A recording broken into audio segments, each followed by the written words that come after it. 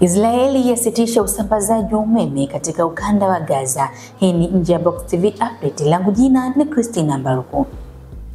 Israeli imesitisha usambazaji wa umeme katika ukanda wa Gaza huku ikijaribu kuishinikiza Hamas kukubali kuongezwa muda wa awamu ya kwanza makubaliano ya kusitisha mapigano. Makubaliano ya kusitisha mapigano kati ya Israeli na Hamas kimsingi yalimalizika mwishoni mwa wiki iliyopita. Athari za hatari hiyo bado hazijajulikana, lakini mitambo ya kuondoa chumvi kwenye maji ya kunywa ya eneo la Gaza hutegemea nguvu za umeme wa Israeli.